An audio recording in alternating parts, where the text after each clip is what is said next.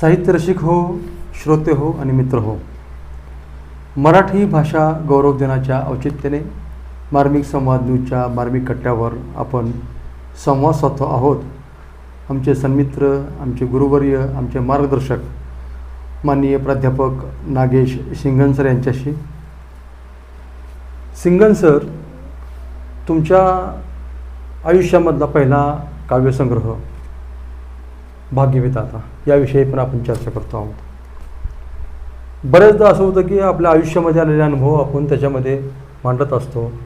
आसपास घडलेल्या घटना, प्रसंग या त्याच्यामध्ये प्रतिबिंबित होत असतात. आता तुमचा अध्यापनाचा कालावधी आहे, तुमचं राजकारण आहे, तुमचं समाजकारण आहे. परंतु या काव्यसंग्रहामध्ये पैकी काही गोष्टी आल्या असतील तर आपल्या आयुष्यामध्ये असे कोणते वेगळे अनुभव आहेत की जे या काव्यसंग्रहामध्ये प्रतिबिंबित झालेले आहेत, रचले गेलेले आहेत, तर ते आम्हाला ऐकायला आवडतील. मी शाळेमध्ये दहकवटेकर शाळेमध्ये बरं ऑफ तासाला मुलांना गोष्टी सांगत असे. बरं, म्हणजे शिकवत असताना. हां, ऑफ तासाला. ऑफ तासाला, हां. एखादा शिक्षक रजेवर गेला हां हां हां की त्या वर्गावर मला पाठवायचे. बरं बरं हां. आणि मग मी मुलांना गोष्टी सांगायला.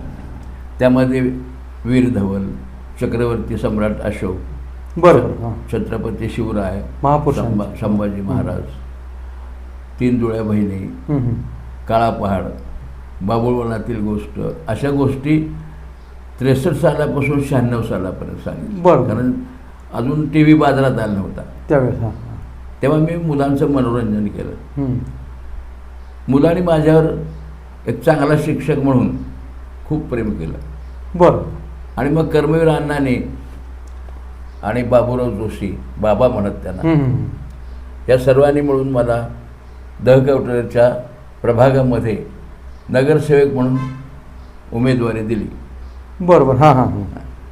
आणि मग तिथं मुलांनी मात्र माझ्या सेवादल सैनिकांनी, विशेषतः देशमाने गुरुजी, जे के बाबर, सुभाष भातलमडे, ज्ञानेश्वर होनराव देवकर, ह्या सगळ्यांनी मिळून मला साथ दिली. माझ्या विद्यार्थ्यांनी, मी त्यांच्यावर प्रेम केलं, त्यांनी मला पुरस्कार कसा दिला की आईवडिलांना सांगितलं, तू सिंघन सरला मत नाही दिलं तर तुला रामाची शपथ. बरोबर. हां. आणि मग 150 मताने मी त्या प्रभागात निवडून आलो. विजय झाले. हां. तिथं काँग्रेसचा कोण निवडून येत नव्हता, सगळे विरोधक असायचे. तेव्हा मुलांचं प्रेम, समाजातलं दैन्य, दुःख, दारिद्र्य, झोपडपट्टी असू द्या, राजकारण असू द्या, धर्मकारण असू द्या, या सर्वांचा परिणाम माझ्या मनावर झाला.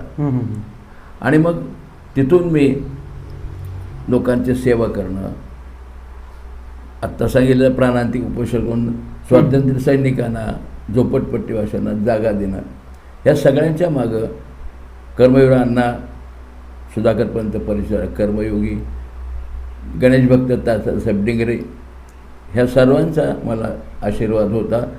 त्यांनी दिलेला मान सन्मान आणि विशेषतः माझ्या मुलाने मला निवडून दिलं, हा सन्मान लाख मोल असं मला वाटतं. नंतर ज्या वेळेला समाजातलं हे दुःख, दारिद्र्य पाहिल्यानंतर त्यांना जागा वगैरे मिळवून देण्यामध्ये मी पुढाकार घेतला. याच्यात आता नवीन पिढीला किंवा कोणते विषय आले ह्याच्यामध्ये, तर जे अनिष्ट प्रथा आहे, हुंडाबळी, त्या हुंडाबळीची कविता, हां, भाग्य बदलू शकतं ती भाग्यविधाता कविता. भाकणूक, दुनियेमध्ये पुढं काय घडणार आहे याचं आपल्याला आता जाणीव होते, ती भाकणूक. आणि अशा तऱ्हेच्या चंचल मन, क्षणात इथं तर क्षणात आकाशात, असं असणारं आपलं चंचल मन, त्या सगळ्यांनी माझ्यावर परिणाम झाला. आणि त्यातून माझ्या ह्या कविता याच्यामध्ये आल्या, सुचत गेल्या. त्याच्यामुळे आणि त्या ह्या कवितामध्ये आहे, संग्रहामध्ये आहे. म्हणजे राजकारण असो किंवा समाजकारण असो, आपली दृष्टी जर सकारात्मक असेल, सर्जनशील असेल, सृजनशील असेल, तर समाजामध्ये ज्या समस्या आहेत, ज्या घटना घडतात, जे प्रसंग घडतात, त्या घटनांमधून आपल्या हृदयातून, आपल्या मनातून शब्द बाहेर पडतात आणि तेच शब्द सरांच्या मनातून बाहेर पडले आणि कागदावरती लिहिले गेले आणि त्याच सर्व कविता या भाग्यविधाता संग्रहामध्ये संग्रहित आहेत. आपण सर्वांनीही तो भाग्यविधाता हा काव्यसंग्रह आवर्जून वाचावा. खूप छान सर. धन्यवाद. 7 जन्माच्या गाठी अखंड सौभाग्यासाठी या ब्रीदवाक्यासह पंढरपुरातील भव्य Divya Padmanabha palace multipurpose hall आपल्या सेवेत. आकर्षक आणि प्रशस्त मुख्य हॉल, जेवणासाठी स्वतंत्र डायनिंग हॉल, पाहुण्यांसाठी आरामदायी राहण्याची उत्तमोत्तम सोय, तसेच मोठी आणि सुरक्षित पार्किंग व्यवस्था, सर्व काही एकाच ठिकाणी. तुमच्या कार्यक्रमासाठी A to Z पॅकेजची खास सुविधा, सजावट, केटरिंग, लाइटिंग आणि संपूर्ण व्यवस्थापनाची जबाबदारी आमची. तुमच्या आनंदाच्या क्षणांना भव्यतेची जोड द्या.